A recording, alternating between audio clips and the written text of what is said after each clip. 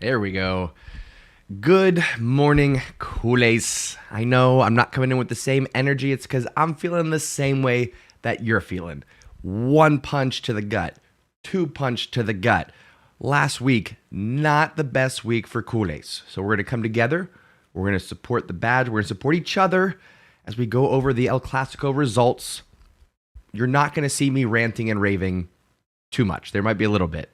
What I'm going to try to do, folks, is offer some support, offer a little bit of perspective so that my fellow culés and I can move on. All right, we still have plenty of matches coming up in October, plenty to look forward to throughout the season.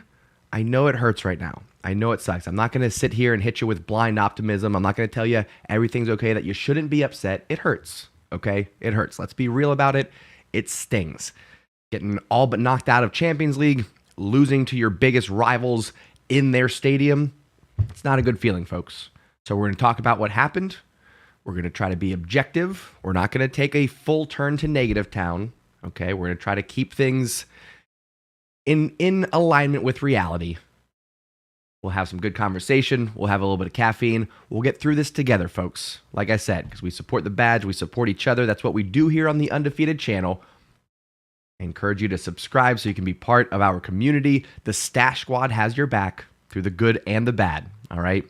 So, El Clasico reaction and recap coming up. Let's go ahead and kick things off the right way, my friends. Ladies and gentlemen, you are now tuning in to the Undefeated Mustache John. All right, good morning once again. Before we get in to the overview and talk about the match, let me just say this, culés. Let me say this. And this is a lesson that you can take throughout your life. This is not just for football. This is not just for Barcelona, as I fix my crazy hair. This is a life lesson just for everybody. Disappointment comes when expectations are not in alignment with reality. Okay, there's a misalignment. That's what we're experiencing here. We brought in big names like Lewandowski, Rafinha. We saw early signs of getting their true Dembele. We have youngsters with an incredible amount of hype and potential around them. Pedri, Gavi, Ansu, Araujo, right? The names go on. So our expectations rose and rose and rose and rose all summer long with each new signing, with each statement coming out from Laporta about how excited he is for Barcelona to be back. The fact that we have gotten out of our financial crisis, we convinced ourselves that we were over the hurdle. We convinced ourselves that we were Champions League contenders again, that we were in that elite status. We're not. We're just not. And that's okay, folks. I don't say that with anger. I don't say that with any sort of negativity. I just say objectively, Barcelona are not there. We've seen through this run of October. We talked early on about how this was a big month, Champions League and La Liga, how we were going to have to answer the call. And yes, we've got injuries. Yes, we're getting kind of shafted by the referees here. It's not just one, it's match after match. But even with those, okay, those are not excuses. I don't think ultimately, even if things went our way, we would have had the month that we wanted to have, we'll say, even without injuries, even without referee interference. This was a dose of reality. This was to bring the culés back down to earth and to recognize that while we did bring in a lot of talented players, some big names, some not so much, but talented players, while we are out of our financial crisis, and while we do have tremendous talent that has come up from La Masia and is starting to emerge, we're not quite there yet, folks. We're not at the level of the Real Madrids, the PSGs, the Bayern Munichs, the Man Cities. We're not there yet.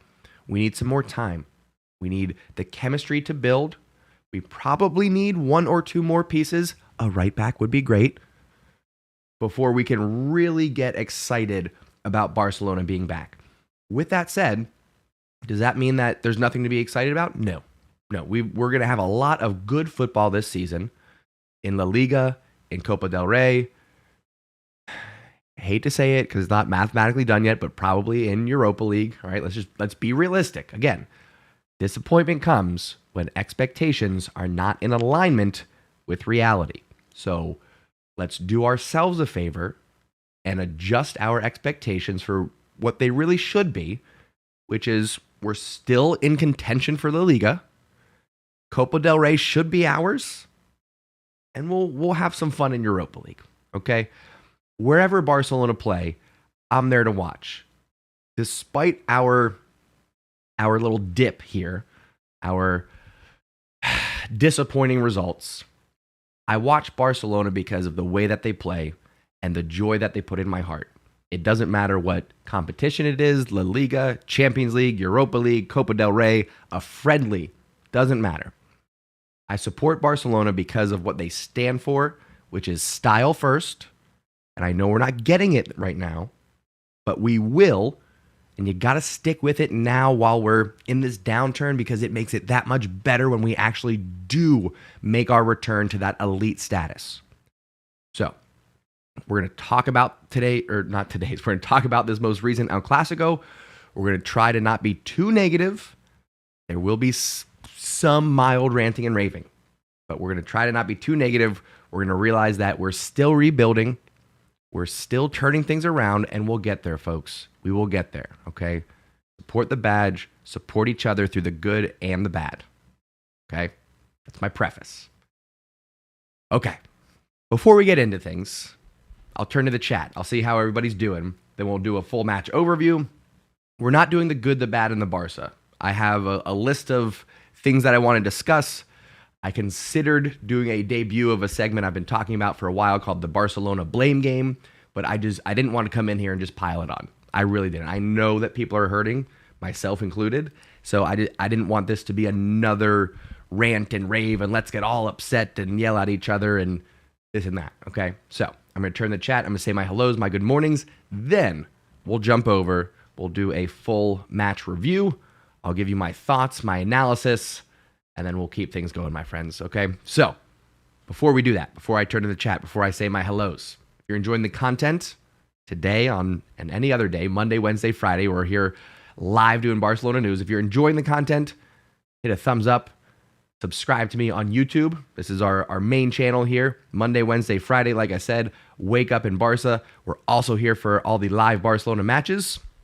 And then camera 2 over here on TikTok. I do appreciate you tuning in on this platform. If you want the full experience, swipe over to my profile, click the link in the bio there. That's going to take you over to the Undefeated Mustache John YouTube channel, where, like I said, you get the full experience, including connecting with your fellow culés.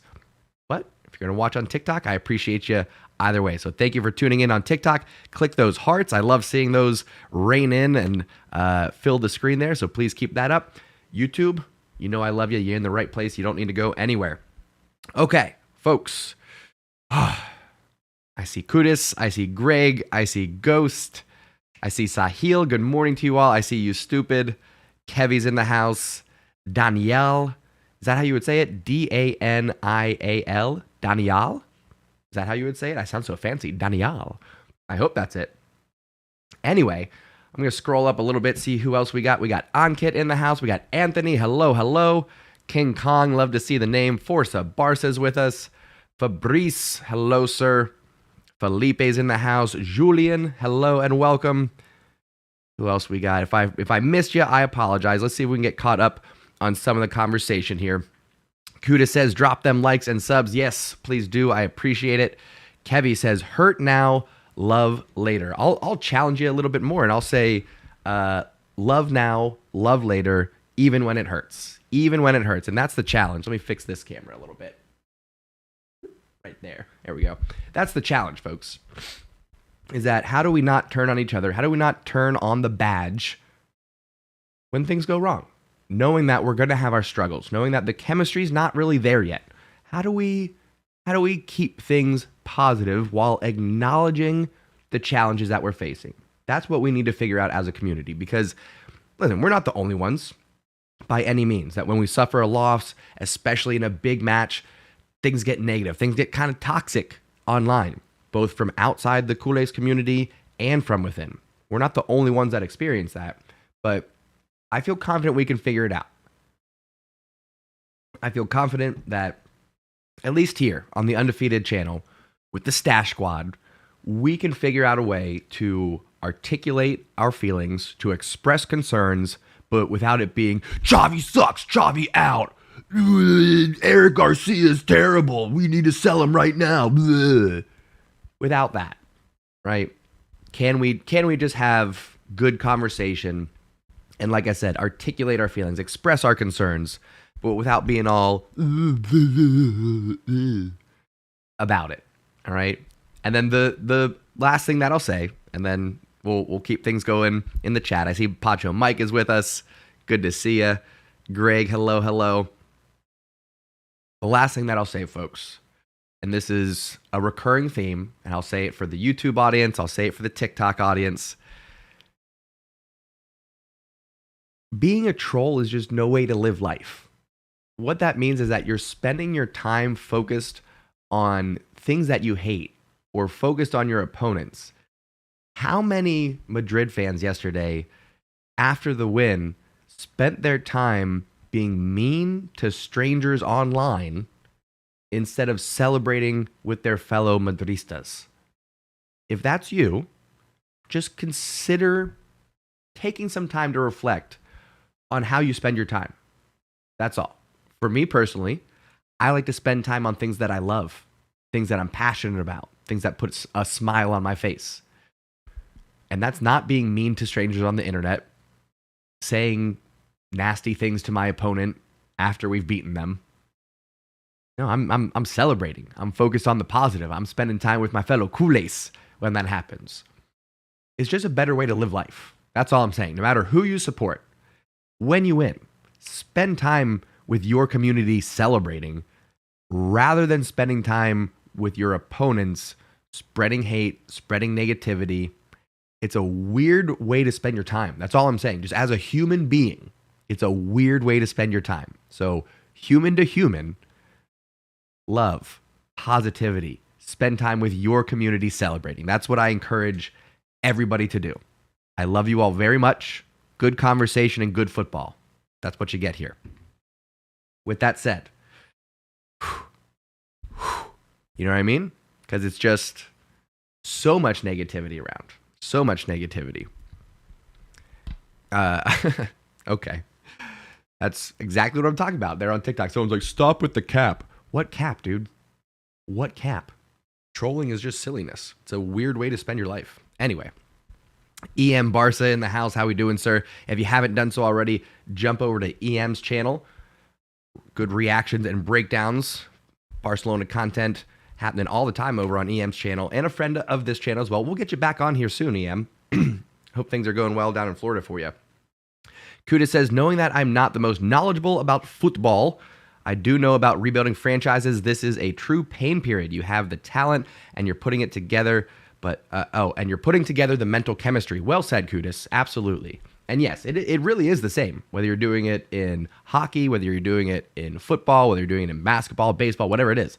Rebuilding a team takes time, and it's not just about the talent. It's about the chemistry, like you said. Felipe says, Barca played with that Champions League match draw hangover. The intensity was sucked out on Wednesday, carried over. Still wouldn't have put Roberto at right back. Yeah. We'll talk about that when we get into the match review. Absolutely. Sahil says, great point, John. Nowadays, it's not a battle between teams, but a battle on social media with team supporters. Very true. Very true. It's a weird way to spend your time and your energy, you know? Danielle says, this is truly Xavi's Arteta out period, and we need to ride through the difficulties together as a fan base. At the end of the day, we want our team to win. Well said, Danielle. Well said. And yes, that's a great example, actually. Arteta rode through some trying times, some major periods where it was Arteta out for sure. I think that's a great point, Danielle. And Xavi's going to be experiencing that. Last year, he had the excuse of not having the squad that he wanted, the injuries, the illness. This year, yes, some injuries, but we have a good squad around us, so Xavi's getting a little bit more heat. You're starting to see, particularly after the Inter match and now the loss against El Clasico, in the El Clasico, you're seeing the heat being put on Xavi. So let's use Arteta as an example of just, it takes time to implement a complicated tactical strategy. It really does. It takes time. Felipe says the whole team is learning, even Xavi. Like I said, growing pains, we shall blossom. Love to see it, Felipe. Absolutely. Good perspective there. Ghostlaw says Pedri as a cam is a solid option. I do like Pedri wherever he plays. One of the things, and I'll touch on this again when we jump into the overview, is his link-up play needs to be better. Wherever he plays as a individual, beautiful, but the link-up play needs to be better, you know?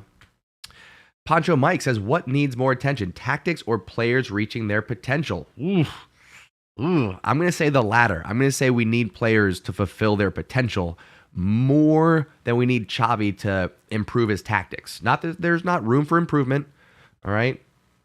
He's got some legitimate complaints being fired his way, but players got to play. You know, they got to put the ball in the back of the net.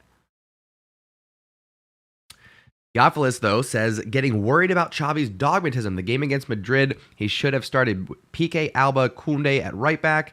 That would have been more mature defensively and offensively. Fair. It's easy to jump back and say, well, that didn't work, so here's what you should have done. Okay.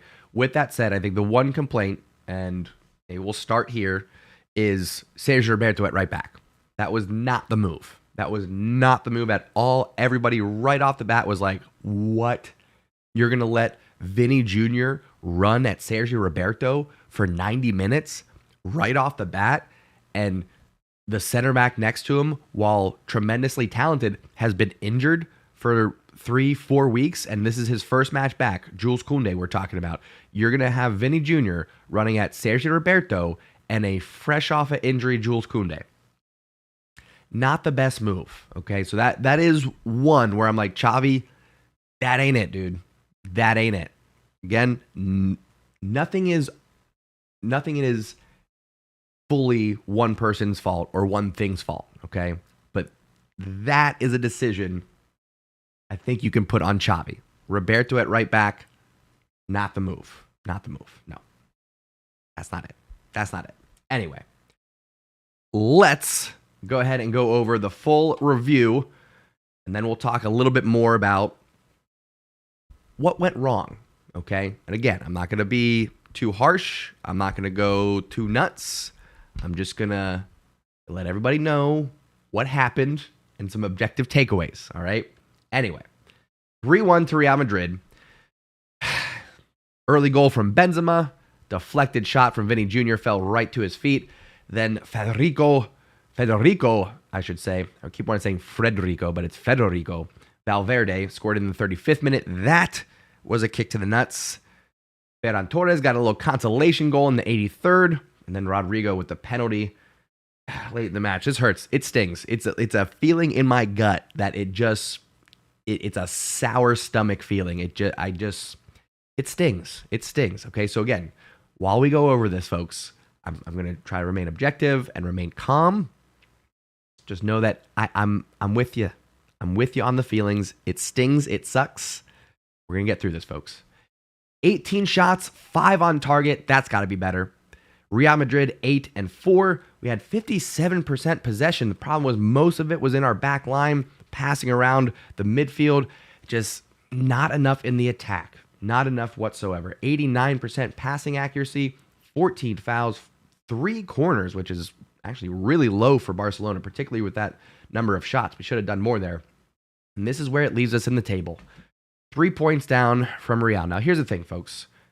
Some of you already are like, oh, the Liga's over. Oh, my gosh, we can't win the Liga now. Oh, my God. One match, you guys. It's one match, okay? One match. That's all. It's one match. Say words. Real Madrid are going to slip up. Barcelona are also going to slip up. Both teams will drop points throughout the season. We need to just relax. We need to calm down. Keep in mind, we do have Atletico, Betis, and Sociedad all creeping up behind us. So we got a lot to play for, folks. Okay? Okay. My heart rate's already up. I haven't even started talking about my actual thoughts on the match. My heart rate is already going up. Okay. A few things I want to talk about. We talked about how Roberto at right back was a bad decision. Okay. I guess Xavi was thinking that Koundé would slide more to the right and Roberto would push forward and maybe even play a little bit inverted on that right side of the field, but it wasn't good. Okay. So wrong decision. Hopefully, once we get Bellerin, once we get Araujo back in the lineup, we won't see Roberto at right back. Okay. So that problem could fix itself. Other talking points. I've seen some hate for Ter Stegen giving up 3 goals. What I'd say is, first one, not his fault. Made a huge save on Vinny Jr. and then the rebound falls right to Benzema. Nobody else is marking him at the top of the box. Don't see how that's Ter Stegen's fault. Second one, you could argue he should have been able to see that and get a save on it. But again, nobody marking at the top of the box and Valverde has a free shot on goal. Hard to blame him. Penalty, not his fault that it was given, and he almost got the save. So Ter Stegen, I'm just going to say, gets a pass on this one. You don't typically give a goalkeeper a pass after giving up 3 goals, but with the defense in front of him and the way that the game played out, I'm not worried about Ter Stegen whatsoever. Garcia. Whoa. I don't talk about hot and cold. Eric Garcia, my man. Some people are calling him Langley. Already saying that Garcia is the next Langley.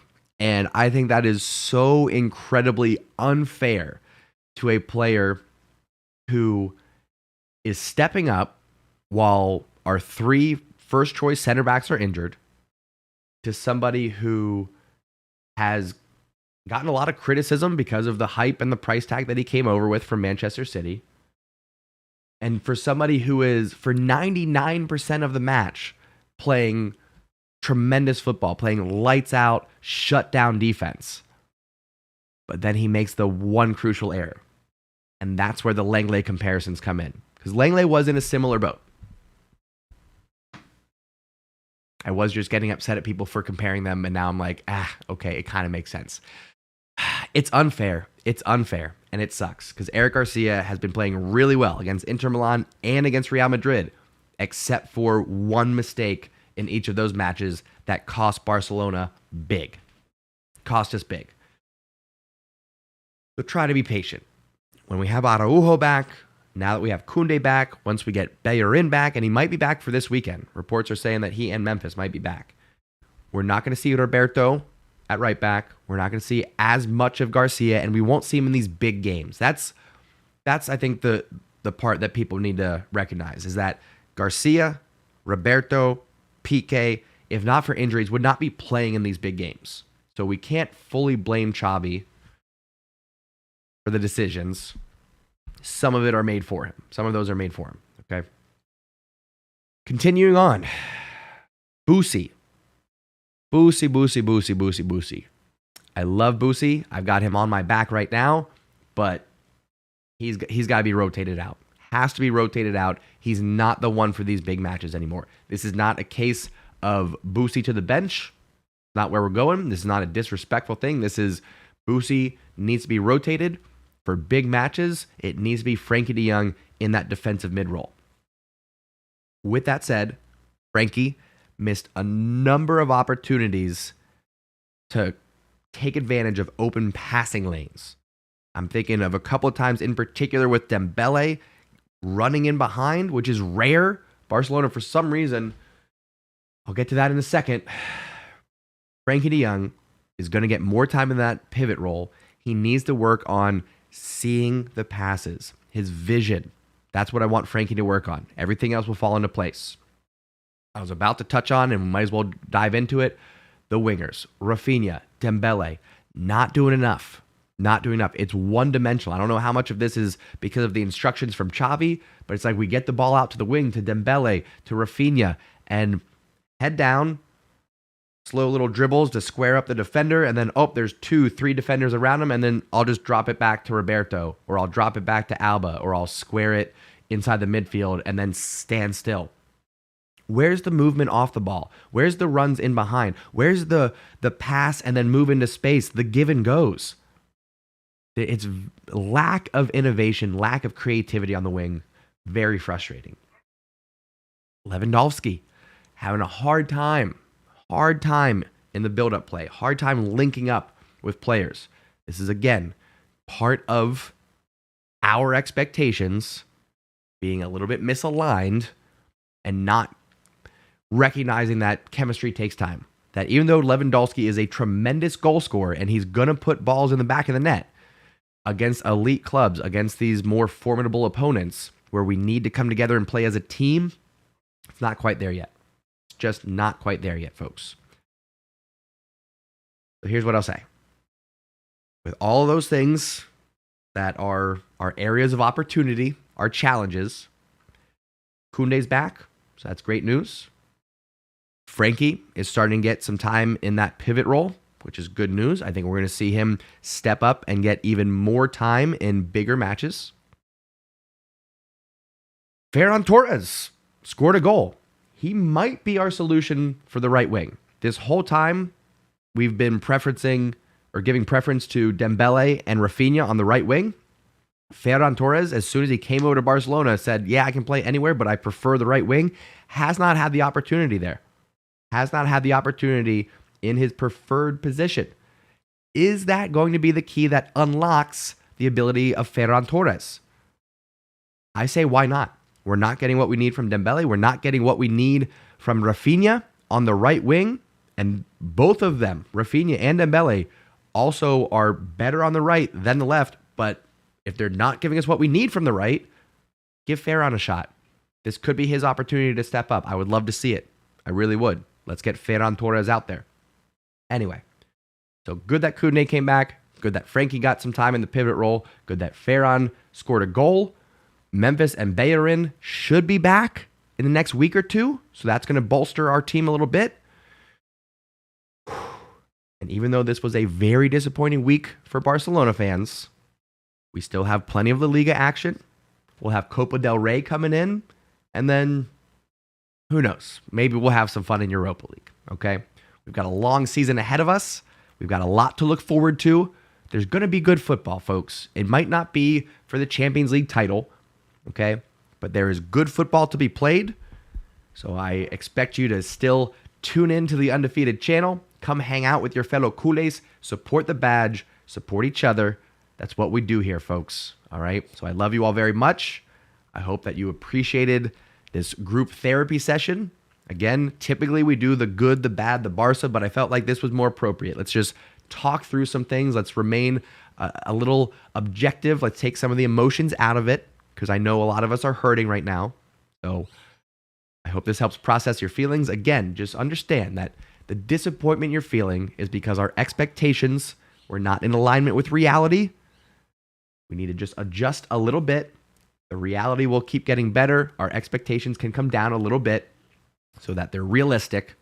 But either way, we continue on together as a community. I love you all very much. I want you to go out there and have positive interactions, high fives and hugs for whoever wants them. We will be back here live on Wednesday. Make sure you are subscribed, turn on notifications so you know when we're live.